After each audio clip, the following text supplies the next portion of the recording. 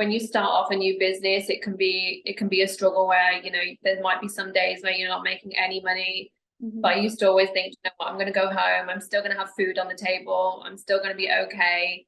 So I always say to my students when they come on our courses, it is a long journey, and you've just got to believe in yourself and have the patience. And if it's really something that you want to do, you will get there. It does take time.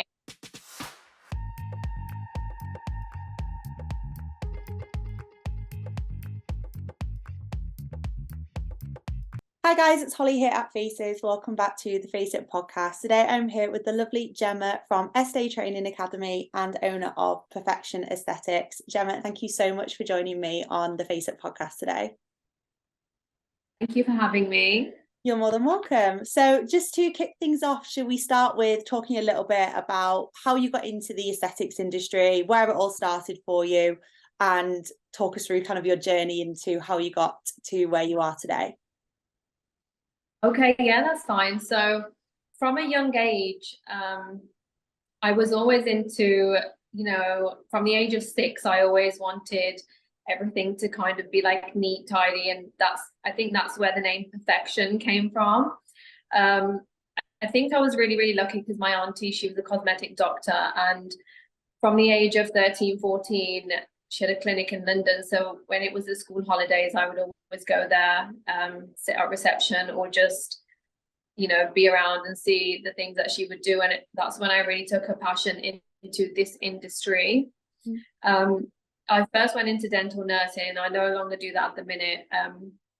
And basically, so from the age of 18 was when I opened my first business. It was really, really hard to start off with. So because I was living at home with my parents, I kind of had that support. I didn't have a mortgage to pay. I didn't have any children then. I wasn't married. So when you start off a new business, it can be a struggle where, there might be some days where you're not making any money. But I used to always think, what, I'm going to go home, I'm still going to have food on the table, I'm still going to be okay. So I always say to my students when they come on our courses, it is a long journey, and you've just got to believe in yourself and have the patience. And if it's really something that you want to do, you will get there. It does take time. So yeah. Amazing. So with regards to your interest, obviously from a young age because of your auntie, did she do your initial training then when you wanted to get into it from a career perspective? She helped me along the way. She didn't do my initial training, but she was very, very supportive for me. And because she was already in the industry, she already had a lot of high profile clients. So I do believe I had that to start off with, whereas I see a lot of students come on courses, they don't have that as an advantage. They have to start off from the bottom. But as an academy, we do always support our students. So we like to be there from the start. So anytime any of our students have questions, they know they can message myself or a member of the team. And we normally tend to reply back to our students within 24 to 48 hours. I'm aware with other training academies, I think they only give a certain amount of support. So maybe after 3 months or 6 months, they'll tell you that that's it, there's no more support, or you have to pay to do extra courses, etc., etc. But once you actually enroll with us in our academy, it's kind of like a lifetime support. So yeah, that's what it should be as well, in my opinion. Aesthetics isn't, you're not going to learn and be an expert in aesthetics in a 3-day course or something like that. It's going to take months or years. And I think, like you say, that lifetime support is so essential. And courses are expensive as well, so it's something that should just be given without any hesitation. But I think you're right, there are a lot of academies out there that actively don't offer that support, which is not great, because naturally any student is going to have questions after they've done their training, and it would almost be concerning if they didn't. Yeah, and it's actually quite scary because I'll see some people, and I've known that they've only done a couple of courses, let's say a year or so, and now they're a training academy.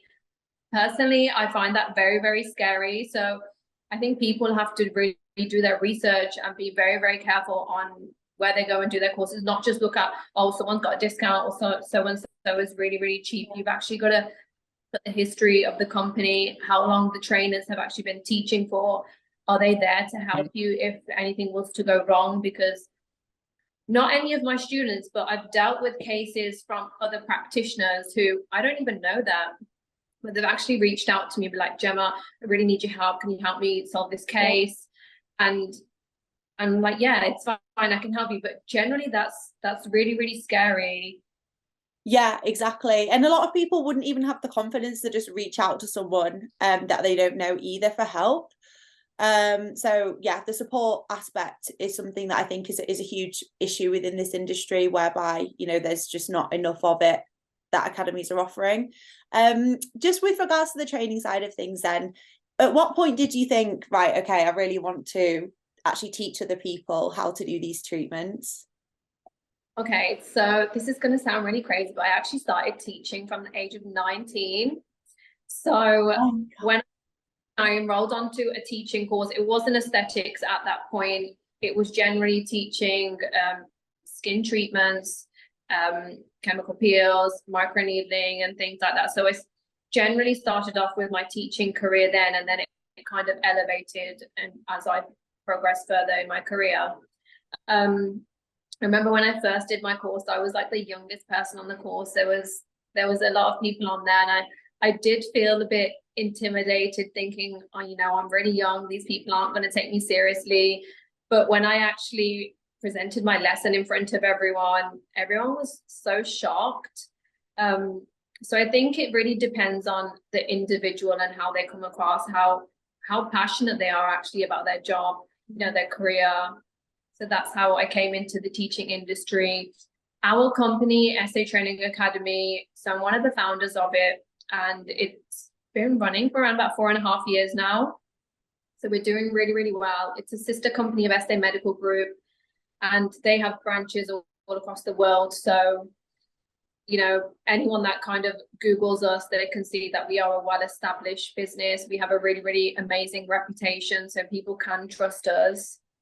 Yeah, amazing. And with regards to the concerns that students are currently having around regulation and that kind of thing, is that something that you're experiencing a lot of people are talking about when they come in to do their training? So I feel like no one really knows what's going on yet formally. Nothing's been set in stone. So I know it's been going to consultation and there's been a traffic light system about it, but we are taking measures for anything that is going to happen in the future. I don't think it's affecting people from actually coming on to the courses, because if you really want to do something, you know, you'll go ahead and do it. But we are looking into launching the level 5 and the level 7 course. So that's a new exciting thing for the academy. Yeah, definitely. And I think if that does become mandatory, that will certainly be sort of the step in the right direction for the academy as well. Just moving on to your own business then, so your aesthetics business. What are you finding clients are interested in at the moment in terms of treatments? Because I know obviously there are staple aesthetic treatments that will kind of always be popular, but there are also a lot of trends within the industry at the moment. So what are your clients finding they are looking for at the moment with treatments? So I know this sounds really strange, but they want to have everything. Whether it's skin concerns, whether it's aesthetic treatments. So dermal fillers, anti-wrinkle injections, they're always really, really popular. We are getting a lot of people with skin concerns. So I'd say it's a bit of everything. It's kind of like they come in, they don't actually know what they want to have. Yeah. So they looking at the practitioner to then advise them. You know, sometimes I'll have clients come in and they say, I want to have my cheek region done. And when you actually give like a full facial consultation, they actually don't need their cheek area. They might need tear trough.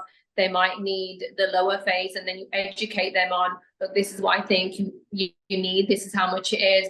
It's a journey. You know, we can't do it all in the same stages. And it's about actually educating them and telling them what's beneficial for them and gives them natural results, not nothing where they're going to look completely different. And nowadays that's not what people really want. They want to look natural. They want to go for these treatments. They don't actually want people to know that they've had anything done, which is a good thing, because you should still look like yourself, but you know, we're trying to just slow the aging process down.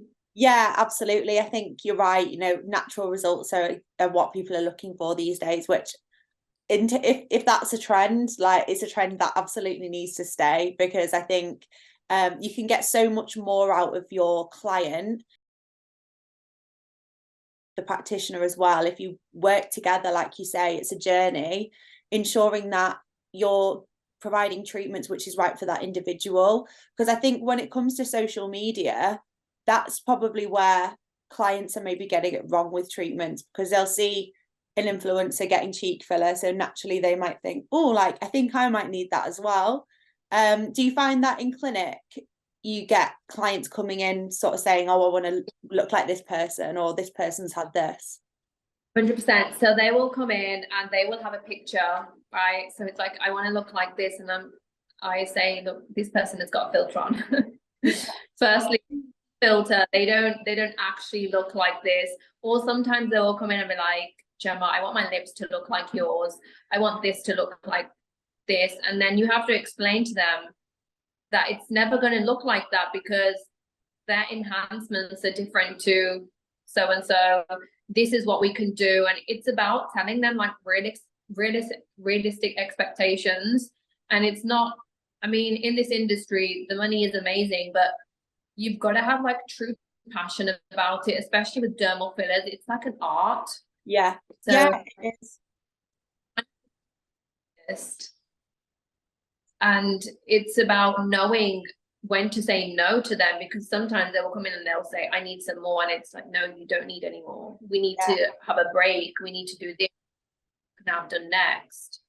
Yeah, I think when it comes to the treatment side of things, it's also very psychological for the client as well. It's that kind of like build up to going into the clinic and booking in for the treatment, and then like having the treatment, and that will subconsciously make people feel better because they know they've had something done. So I think it's that kind of whole experience that people are after. You know, even if they don't necessarily feel like they want their lips to be bigger, or they, you know, want more filler in their face, it's that kind of like, oh, I know that if I go and get this treatment, I've had a treatment, so therefore I'll probably look better. That's kind of what I think the mentality around a lot of clients is.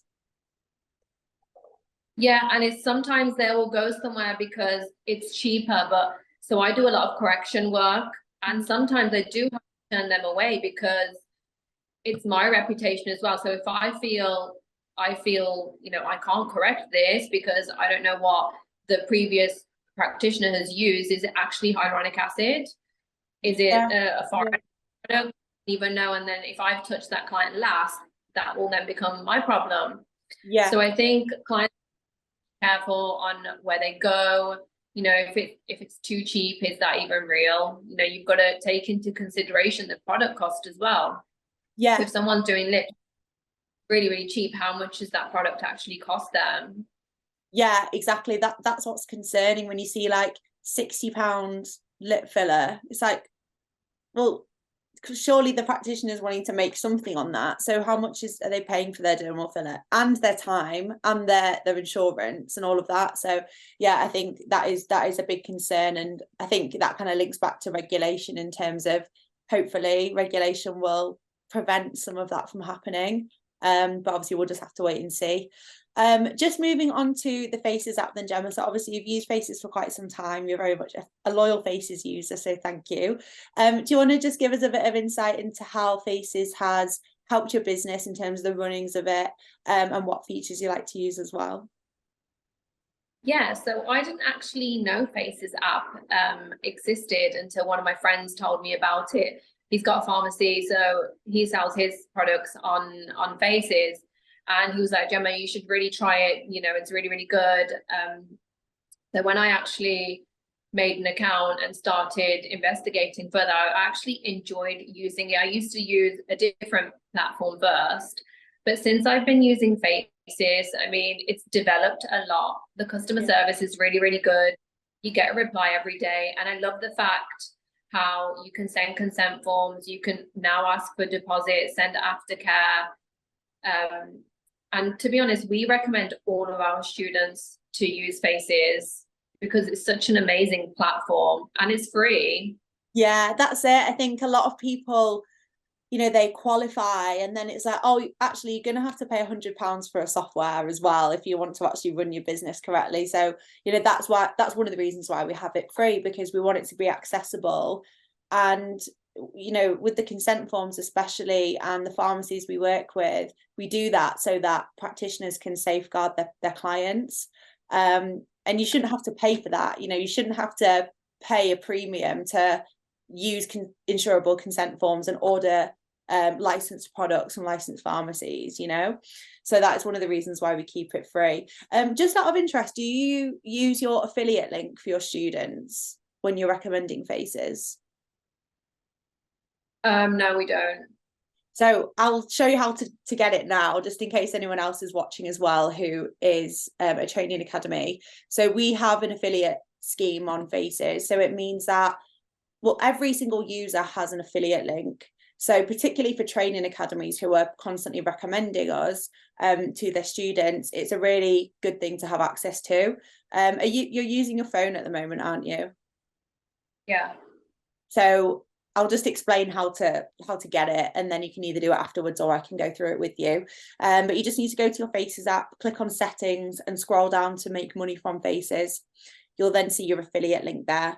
So if you send that to anybody, so students or any friends that, you know, want to start using Faces, send it to them. They can sign up through the link. Alternatively, if they're already a Faces user, they can just click on the link. And it means that every time they purchase from the Faces platform, you'll receive 1% back on everything that they purchase. Okay, amazing. Thank you for telling me. That's okay. So yeah, just a little thank you, I guess, for recommending us. So ensure that all of your students use that. And again, if anybody else is watching, you know, recommend Faces, always use your affiliate link because you get rewarded in money form. So certainly worth doing. Just to finish off then, Gemma, what is in store for your business for the next sort of 6 to 12 months? Have you got any more treatments you're adding or growth plans? What's going on in the future for you? So we have just started to sell laser machines, which is really, really amazing. So as obviously in a training academy, when people do our laser courses, you know, they need laser machines. So if you're looking at the top tier brands, it can be anything more than £100,000, and that is just affordable for students. It's like taking out another house mortgage. Yeah. And then, okay, how am I going to be making this money back? Or even if you lease them, you're looking at least £500 a month. So we've actually created our own laser machine, which is affordable for our students. It is actually available on finance as well, which is really, really good. So it makes it more affordable for them. And it's such an amazing machine. I mean, personally, I use this machine in my own clinic. We've trialed and tested loads of machines, and this was far by one of the best ones. So I'd like to reassure everyone, it's such an amazing, affordable machine. So if anyone is interested, they can send us a message or an email for more information about that. Amazing. That's super, super exciting because, yeah, like you say, it's such an investment. But once you've actually got a machine, you know, you can really make your money back. And I think that's where a lot of clinics are headed, is, you know, using machine-based, doing machine-based treatments. But yeah, that's amazing. So thank you so much for joining me, Gemma, on the podcast today. Okay, amazing. Thank you so much. All right, lovely. Thank you so much. I'll speak to you soon. Bye. Bye.